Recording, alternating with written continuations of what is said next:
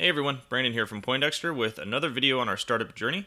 This is video number 4 in the series so far that documents what it's like at an early stage startup and the challenges that we face and how we overcome those things, because we feel that there's a lack of content available on the internet today with regard to what it's like building a company from the ground up. By the time we hear about a lot of companies, they often have already achieved some level of success, and so we wanted to see if there's any interest in people learning about what it's like before any sort of success, at least that changes the trajectory of knowing what the hell you're doing, essentially. Because sometimes it feels like you don't know. But this week we're doing the video on a Tuesday, which is, I know, it deviates from our previous videos. We've been doing those on Fridays, but we had a little late week chaos, and so therefore I didn't get to it till today. We have a bit of time since our last video, which was done the day before Thanksgiving, actually. So we do have some updates with regard to some of the things we talked about in that video. And so I'll just dive right in and start talking about what that is. Well, I guess with regard to just the week in general, it's a pretty standard week. Again, not a very sexy week, which, I know we all live for the sexy weeks. Those are amazing, right? But no, it was a pretty standard, uneventful week. We met with a bunch of customers. We met with some partners. We made some, progress with regard to some of the content that we're working on as far as marketing, as well as moving our product forward. So, all in all, just same old stuff, and not really anything amazing. One of the cool things, though, as far as, I guess, if we can just dive right into the thing that we've already succeeded with, or that we experienced as a type of success from last week, was early in the week I actually got contacted by a journalist that let us know one of our submissions actually was published in an online publication called fitsmallbusiness.com. And it's a decently sized publication. It's actually pretty cool to hear. And it was a result, actually, of one of the things that we talked about in our previous videos, where, once you identify 3 to 5 core tasks or core things that you can do each day to move your business forward, this is actually resulting from one of the earliest iterations I had as my tasks on my list. So what I did was, when I first even started this process, was there's this thing called Help a Reporter Out, which you can sign up for online. You can just look it up, and what it'll do is it'll actually send you a list of journalists that are requesting certain bits of information. And simply what I would do every day is I would just respond back to each one that was relevant to us with the information they were looking for. And it's one of those things where, again, you do things on a daily basis like that, and you don't necessarily see the tangible results right away. And it got to the point where at least I started questioning, whether it was worth it, because even the ones that we did succeed with, it wasn't really moving the needle for us. But it was cool to see that, again, even though we might not see the results right away, I haven't been doing that process for literally months now, and they just reached out and let us know that we have been published. So I'll put a link to that video, or not the video, but the article in the notes below, and so you can check that out if you'd like.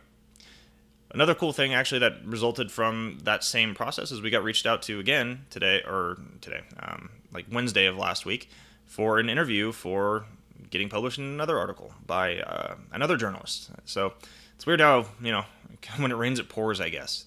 So that was our success for the week.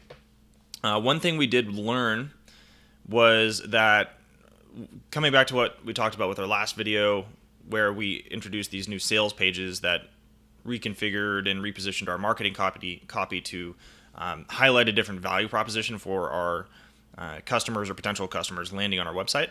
And it does seem that there has been a bit of a dip in conversion as far as the number of people landing on the site and then going on to sign up. That could be a result of a few different things, so it's a bit early to say that's the reason is because of the copy change or the website redesign. And the reason I say that is because we have actually a much higher percentage of returning users coming back, so they might actually not even be going to the sign-up page. They might just be logging in directly. And also the number of, or the bounce rate and the time actually spent on our site has pretty drastically increased. scratch that. The bounce rate has drastically decreased while the time on set has drastically increased. So those are a little contradictory, I guess, to the decrease in conversion. So we'll have to dig a little deeper into the data there and see what's happening, because that was just more of a cursory glance that I did just to have some update for this video. So that was an interesting finding, and certainly not something that makes me feel great, but we'll figure out what happens, and just keep testing until we figure out that magic mix that gets us back at least to where we were. So the problem that we faced, though, was back to our last video. I talked a lot about the holiday mentality and how you can set yourself apart and leverage a competitive advantage for yourself by looking at holidays as an opportunity to move forward, where most of your competitors are going to be relaxing and taking a break. And I'm a little disappointed with myself because I had a bunch of tasks that I wanted to do or things that I wanted to get done, and I didn't even nearly get half of those things done. I only got a few things done that I wanted to, and it made me a little disappointed. And I wasn't feeling very good about it. Let's put it that way. But, especially with holidays and the weekend coming up, so it's easy to let yourself, it's like a diet, right? You can fall off the wagon for a few days, and then, just getting back on that horse and continuing on can actually be the longer you stay off the wagon, the harder it is to do that, the harder it is to get back into productivity mode. And so that was a problem that we faced, but we overcame it because we were able to get back on that horse and get all the things we needed to get done last week, for the most part, obviously aside from this video.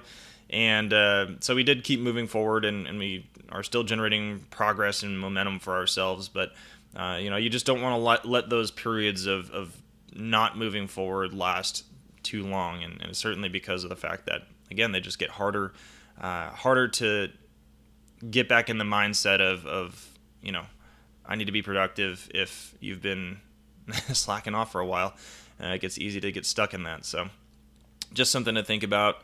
Don't beat yourself up too much if you set some goals for yourself and aren't meeting these high expectations. You should be setting high goals for yourself and things that really push your comfort zone and your boundaries. And as long as you're doing that, and you're doing your best to hit your marks, then that's something to be proud of. That's something probably a lot of people maybe aren't doing as effectively as they can, and you should at least be taking pride in the fact that you're attempting to do it to your full capabilities. So that's it for this week, and thank you all for watching. I'm going to try something a little different. I'm actually going to post this on Facebook and see if anything different happens, and see if we can increase our viewership from about 2 to 3 people to maybe double it, and we get 4 to 6 or something like that. That would be pretty intense, and then maybe even get our first comment. Who knows?